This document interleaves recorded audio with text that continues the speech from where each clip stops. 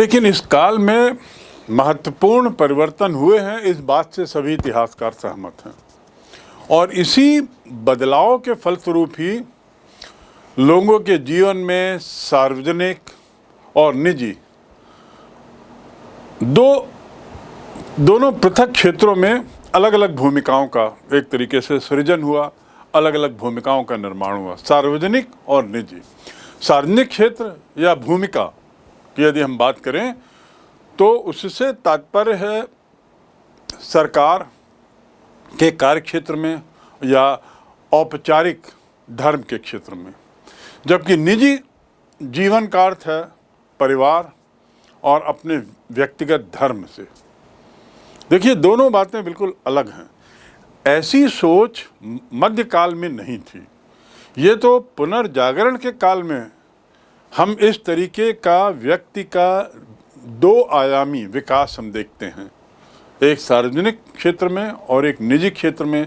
सार्वजनिक क्षेत्र से तात्पर्य है सरकार या जिसे हम कह सकते हैं एक तरीके से औपचारिक धर्म। और लेकिन निजी जीवन भी इस काल में बहुत अहम हो चला और उसका संबंध है परिवार से, उसका संबंध है अपने स्वयं के धर्म से। इसी के साथ हम एक और परिवर्तन इस काल में देखते हैं, वो ये है कि व्यक्ति जो इस काल में किसी एक वर्ग का अब नहीं रहा। अब ये नहीं था कि हर व्यक्ति किसी न किसी एक वर्ग का सदस्य होगा। जो 3 वर्ग थे, सबसे ऊंचा उच्च वर्ग जो धार्मिक श्रेणी का था, उसके बाद अभिजात वर्ग जिसमें अमीर लोग थे, तीसरा निम्न कृषक वर्ग। अब ऐसा वर्गीकरण ढंग का नहीं दिखता और व्यक्ति अपनी स्वयं की अब पहचान बना लिया। वो वर्ग के आधार पे अब नहीं जाना जाने लगा। कलाकार अब अपने नाम से जाना जाने लगा, वर्ग के आधार पे नहीं जाने लगा। और यहाँ वर्ग का अर्थ है गिल्ड, श्रेणी। ये पुनर्जागरण की एक बहुत बड़ी उपलब्धि है। पुनर्जागरण ने जहाँ यूरोप को आधुनिकीकरण की ओर बढ़ाया, यूरोप के विकास में जहाँ तीव्रता लाई, वहीं उसने व्यक्ति के विकास में भी बहुत सारे परिवर्तन देखे और व्यक्ति के विकास का ये बहुत अहम काल था। इस काल की एक और बड़ी विशेषता थी कि यूरोप भाषाई आधार पर अपनी राष्ट्रीयता बनाने लगा। भाषाई आधार यानी भाषा की महत्ता अब सबसे ज़्यादा तीव्रतर हो गई। भाषा ने अब सीमाएं खींचना शुरू किया। पहले एक देश की सीमा दूसरी देश से मात्र इस आधार पे खींची जाती थी कि वहाँ के राजा का शासन केवल इस सीमा तक है, इसलिए भाषा, वर्ग, जाति इसका उससे कोई संबंध नहीं था। लेकिन इस काल में, पुनर्जागरण के काल में, हम भाषा की महत्ता को देखते हैं और भाषा के आधार पर यूरोप के विभिन्न क्षेत्रों ने अब अपनी पहचान बनानी शुरू कर दी। पहले आंशिक रूप से रोमन साम्राज्य द्वारा और बाद में लैटिन भाषा एवं ईसाई धर्म द्वारा जुड़ा यूरोप अब भाषाओं के आधार पर बंटने लगा। पहले रोमन साम्राज्य था, पहले लातिनी भाषा बोलने वालों का साम्राज्य था, एक भाषा। पहले ईसाई धर्म से जुड़े हुए लोगों का साम्राज्य माना जाता था। अब यहाँ पर धर्म और अन्य बिंदु पीछे हट गए और भाषाई आधार पर राज्यों का उदय इस काल के बाद हम देखते हैं। संक्षेप में हम यदि पुनर्जागरण के परिणामों की बात करें, हम यदि पुनर्जागरण के प्रभावों की बात करें, तो सबसे पहला प्रभाव रूढ़िवादिता और अंधविश्वास की समाप्ति। रूढ़िवादिता और अंधविश्वास की समाप्ति। क्यों? क्योंकि हम तर्कवादी हो गए, हम तार्किक सोच लाने लगे, कारण और प्रकारण में की दिशा में हम बात करने लगे। बौद्धिक जागृति आई और किसी भी बात को चुपचाप स्वीकार करने की जो परंपरा थी वो समाप्त हुई, क्योंकि पादरी ने कहा है या बुजुर्ग ने कहा है या किसी अधिकारी ने कहा है, इसलिए आंख बंद करके उसे मान लिया जाए, ये सोच अब नहीं रही। अब वे बुद्धि और तर्क के आधार पर उसको परख कर, उसकी सच्चाई जानकर फिर प्रतिक्रिया करने की बात मानव ने इस काल में शुरू की। दूसरा प्रभाव इस काल का या परिणाम इस काल का वह है मानववादी दृष्टिकोण का विकास एवं विस्तार। इस पूरे अध्याय में सतत रूप से मैंने मानववादी विचारधारा के आने का और इसके प्रभाव का जिक्र किया है। ये एक बहुत महत्वपूर्ण प्रभाव है इस काल का। यूनानी और रोमन साहित्य के अध्ययन का परिणाम, यूनानी और रोमन साहित्य के अध्ययन से जो निचोड़ निकला वही मानववादी विचारधारा के रूप में सामने आता है। अब मानव की समस्या उसके अध्ययन का केंद्र बिंदु बन गई। उसका जीवन सुखी और समृद्ध कैसे हो, इस दिशा में अब ज़्यादा प्रयास, ज़्यादा सोच होने लगी। लेखकों के साहित्य की भी बात करें तो अब उसका विषय चर्च या पोप आदि नहीं था, बल्कि मानव, जन साधारण, ये उसका केंद्र बन गया। पुनर्जागरण के परिणाम में व्यक्तिवाद और मानव विकास ये एक मुख्य बिंदु रहा। तो ये दूसरा बहुत अहम परिणाम इस काल का पुनर्जागरण का हम देखते हैं।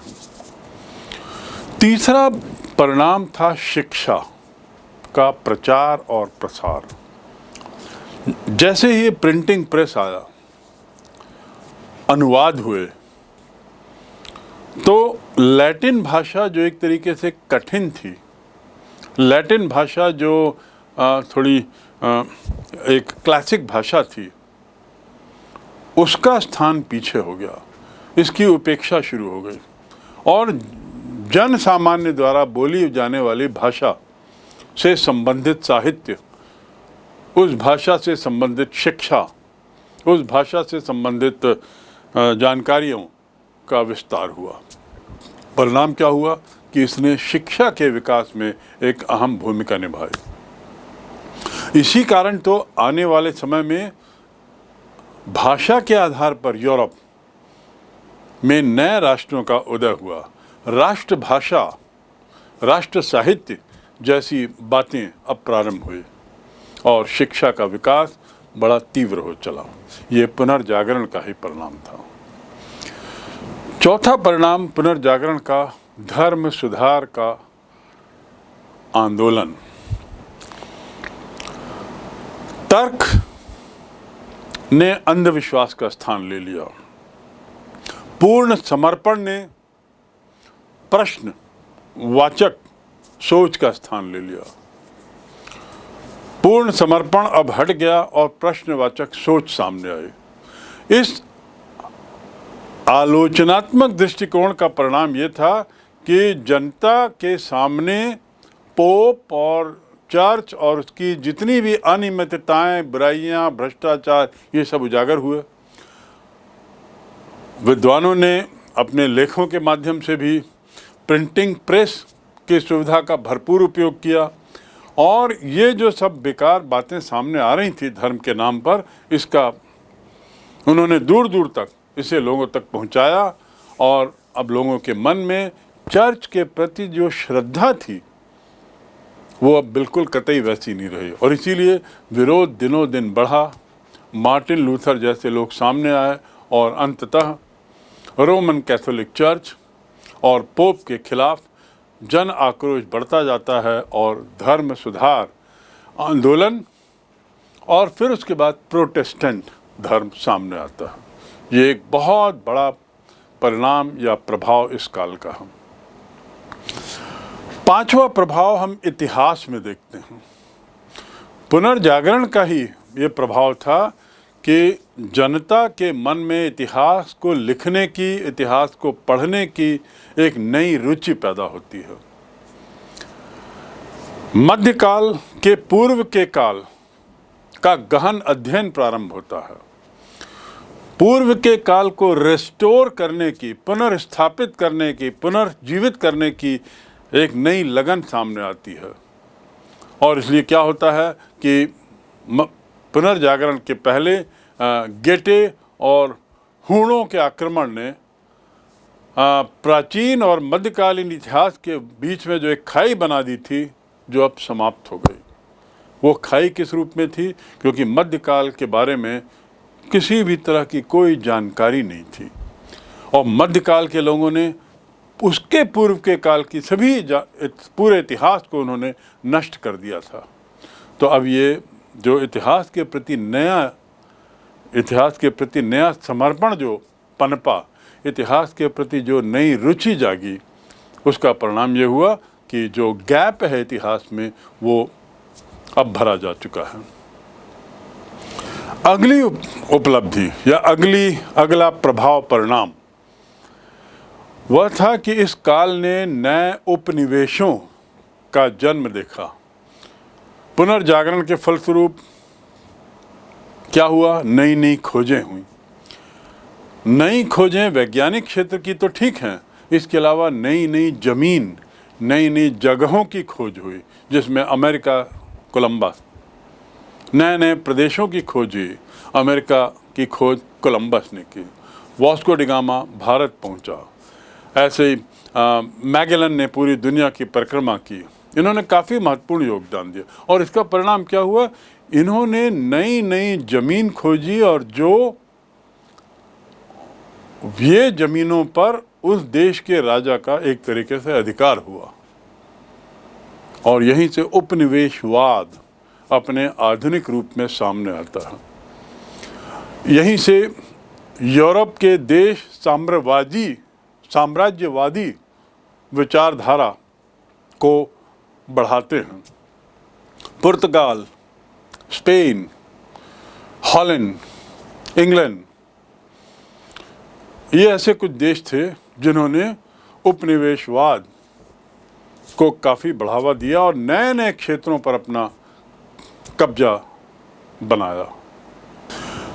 मूलतः ये जो क्षेत्र थे जिस पर यूरोपीय राष्ट्रों ने कब्जा किया, ये एशिया के थे या अफ्रीका के थे, क्योंकि खोज की यात्रा में इन क्षेत्रों से यहाँ के नाविकों का काफ़ी गुजरना होता था और इसलिए व्यापार के मद्देनज़र इन्होंने इन क्षेत्रों को हथियाया। सातवां परिणाम या प्रभाव पुनर्जागरण का, जैसा मैंने बताया, पूर्व में ही राष्ट्रीय राज्यों का उदय, यानी राष्ट्र का, नए नए राष्ट्र। पहले जो राष्ट्र की परिकल्पना थी वो साम्राज्य के रूप में थी या सामंतवाद के रूप में थी। साम्राज्य में कोई राष्ट्र जैसी कोई चीज़ थी ही नहीं और साम्राज्य, किसी एक साम्राज्य के क्षेत्र का आधार न भाषा थी, न धर्म था, न कुछ था, केवल सम्राट की इच्छा। लेकिन अब हम देखते हैं कि भाषाई आधार पर राज्यों का उदय होता है और सामंतवाद का पतन भी एक कारण बना राष्ट्रों के उदय का, क्योंकि सामंती जो सत्ता थी, जो छोटे छोटे हिस्सों में बांट दी थी पूरे देश को, पूरे क्षेत्र को, वो अब समाप्त हो गई। समान जाति, समान धर्म और समान भाषा, समान जाति, समान धर्म और समान भाषा, इस आधार पर अब नए नए राष्ट्रों का उदय होता है, नए नए राज्यों का उदय होता है। छोटे छोटे राज्य खत्म हो जाते हैं और इसकी जगह बड़े बड़े राज्य जिसमें भाषा, धर्म और साथ ही जाति प्रजाति समान हो, ऐसे राष्ट्रों का उदय हुआ। साम्राज्य समाप्त, छोटे छोटे राज्य समाप्त। अब उसके बीच हम देखते हैं कि बड़े राज्यों का जन्म होता है। अगला बहुत महत्वपूर्ण परिवर्तन है मध्यम वर्ग का उदय। हमने पढ़ा कि किस प्रकार तत्कालीन समाज 3 वर्गों में विभाजित था, जिसमें सर्वोच्च शक्तिशाली वर्ग धार्मिक हुआ करता था। उसके बाद व्यापारी वर्ग या अभिजात वर्ग जिसे हम कह सकते हैं, अमीरों का वर्ग, और फिर निम्न वर्ग जो निर्धन गरीब मजदूर लोगों का था। लेकिन इस काल में हम देखते हैं जो धार्मिक वर्ग है उसकी वर्चस्वता खत्म होती है, कम से कम उसकी राजनीतिक सत्ता तो खत्म हो ही जाती है, और उनका दायरा पूरे समय मात्र केवल धर्म तक सीमित हो जाता है। दूसरे शब्दों में इस काल में आर्थिक गतिविधियों का बोलबाला हम देखते हैं, चाहे व्यापार के मामले में, चाहे वाणिज्य के क्षेत्र में, यानी आर्थिक गतिविधियां प्रमुखता से ऊपर आती हैं। और इन बढ़ती हुई आर्थिक गतिविधियों के परिणाम स्वरूप एक नए वर्ग का उदय इस काल में देखते हैं, जो है मध्यम वर्ग। नवीन नगरों की स्थापना हुई जहाँ पे मध्यम वर्ग आया। इस वर्ग ने ही सामंतों का विरोध किया था और राजा को सहायता, प्रतिष्ठा और शक्ति दी थी। तो इस प्रकार मध्यम वर्ग का उदय एक बहुत महत्वपूर्ण घटना है, और महत्वपूर्ण इसलिए भी हो जाती है क्योंकि किसी भी देश के आर्थिक विकास में सबसे ज़्यादा योगदान यदि किसी का होता है तो वो मध्यम वर्ग का होता है। पुनर्जागरण का ही परिणाम था कि नए मार्गों की खोज हुई, नए समुद्री मार्गों की खोज, इसका अगला प्रभाव, और इस खोज का हमने बारंबार जिक्र किया है। और ये इसका कारण यदि हम जानें कि आखिर खोज की ज़रूरत क्यों पड़ी या खोज हुई क्यों, तो पहला कारण तो स्पष्ट है कि खोज के पीछे नई नई चीज़ों को जानने की इच्छा, बढ़ता हुआ व्यापार और वाणिज्य, उसने नए नए बाजार, नया मार्केट खोजने की आवश्यकता महसूस कराई। और दूसरा कारण यह है कि तुर्कों ने जब कब्जा किया, सेल्जुक तर्क ने 1453 के आसपास जो कब्जे हुए, तो परिणाम स्वरूप क्या हुआ कि जो जितना थल मार्ग था व्यापार का, वो एक तरीके से अवरुद्ध हो गया, वो एक तरीके से बाधित हो गया, बंद हो गया। सो थल मार्गों के बंद होने से, जिसमें रेशम रूढ़ भी था, इसके बंद होने से जल मार्गों की खोज की जरूरत पड़ी, और इसीलिए इस काल में हम नए नए समुद्री रास्तों की खोज का काल इसे मानते हैं, पाते हैं। नए समुद्री मार्ग जितने भी हुए वो इसी काल में पता लगे।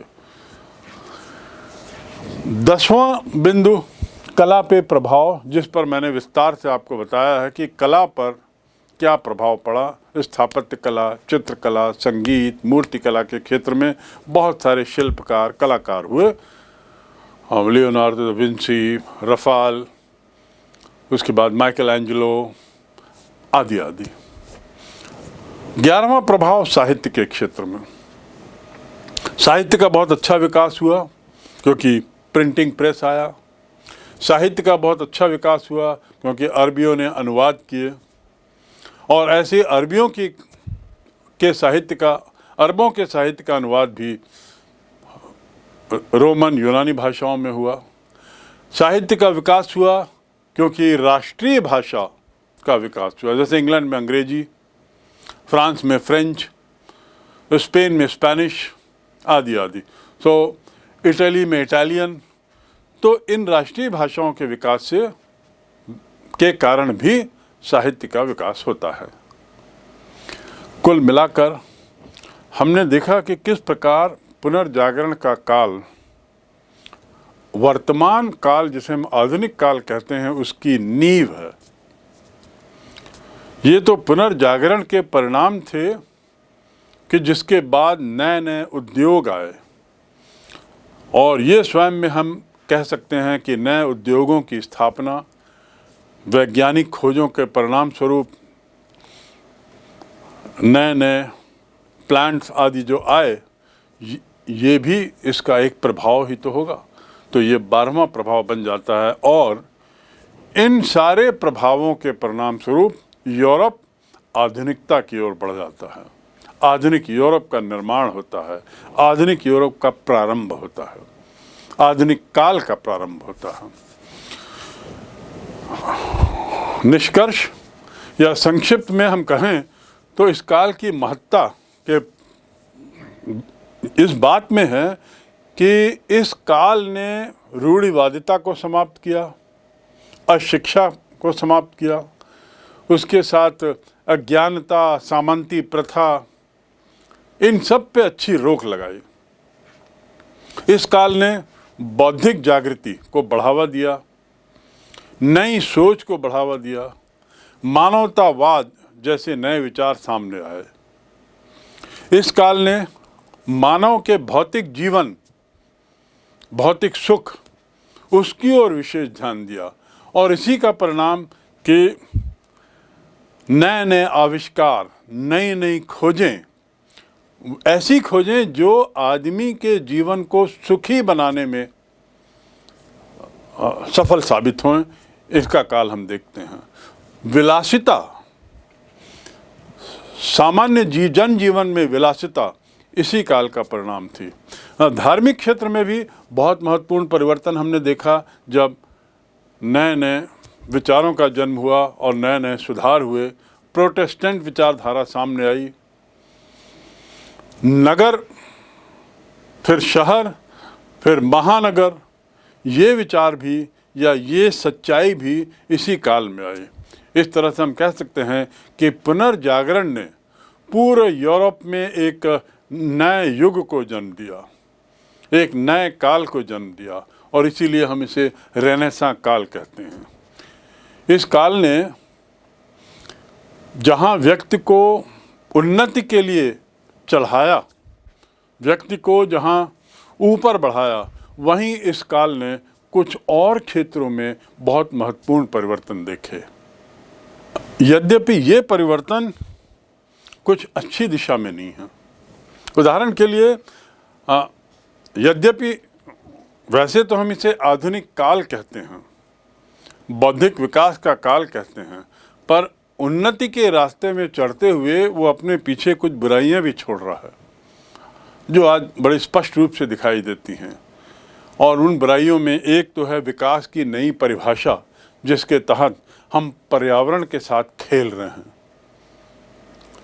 उसके बाद व्यक्ति जो है इस काल के बाद देखा जाता है स्वार्थी हो चला, सामाजिक प्राणी न रह के बढ़ती हुई व्यक्तिवादी विचारधारा ने उसे एक तरीके से स्वार्थी बना दिया है।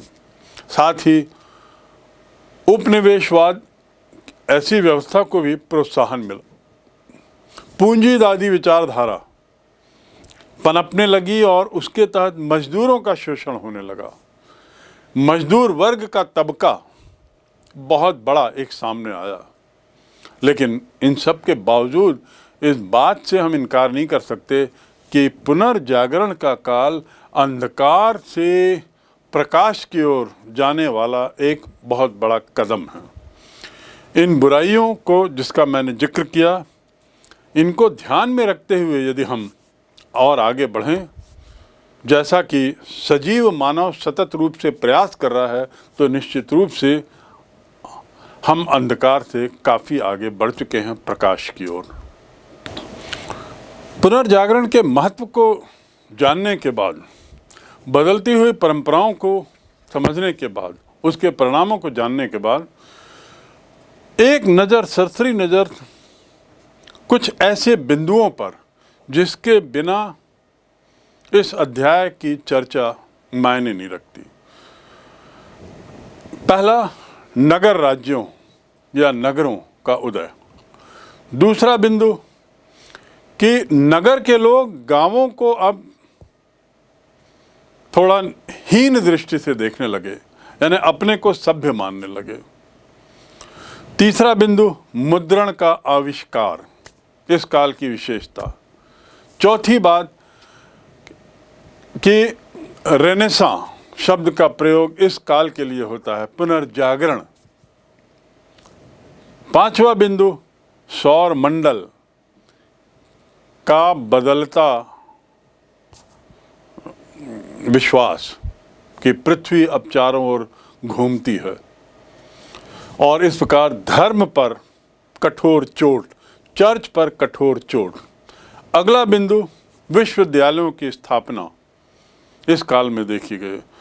अगला बिंदु कि पश्चिमी यूरोप साम्राज्य का पतन और इसके साथ ही बाइजेंटाइन और इस्लामिक देशों के बीच के व्यापार से इटली का एक तरीके से प्रादुर्भाव। बाइजेंटाइन और यूनान, बाइजेंटाइन और इस्लामिक देशों के बीच के व्यापार। अगला बिंदु मंगोल ने चीन के साथ रेशम मार्ग से व्यापार किया, तो ये रेशम मार्ग की महत्ता जो बाद में बहुत वर्षों तक बहुत महत्वपूर्ण रही। मानवतावादी विचारधारा का आना, तार्किक बुद्धि का ज़्यादा प्रभाव, बढ़ता प्रभाव।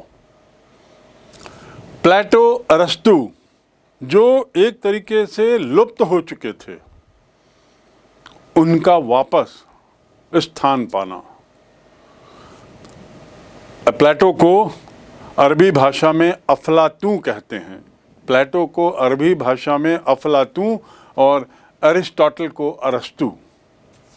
इसके बाद पाडुआ विश्वविद्यालय में आयुर्विज्ञान की शुरुआत, और पहला व्यक्ति बेल्जियन मूल का था जिसका मैंने बताया है वेसेलियस जिसका नाम था।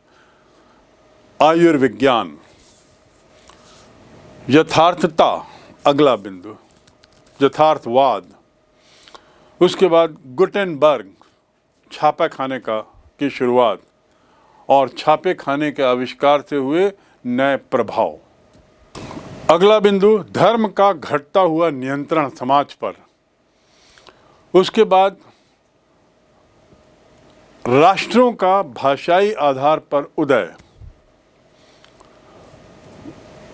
अगला बिंदु 1517 में मार्टिन लूथर का सामने आना और एक तरीके से प्रोटेस्टेंट मूवमेंट की शुरुआत इसी समय से होती है। उसके बाद कोपरनिकस और उसके द्वारा दिया गया नया सिद्धांत कि पृथ्वी सहित सभी ग्रह सूर्य की परिक्रमा करते हैं। फिर केपलर द्वारा उसे सही साबित करना इस सिद्धांत को, और गैलीलियो ने बताया कि ज्ञान विश्वास से हटकर अवलोकन प्रयोगों के पूर्णतः आधारित है।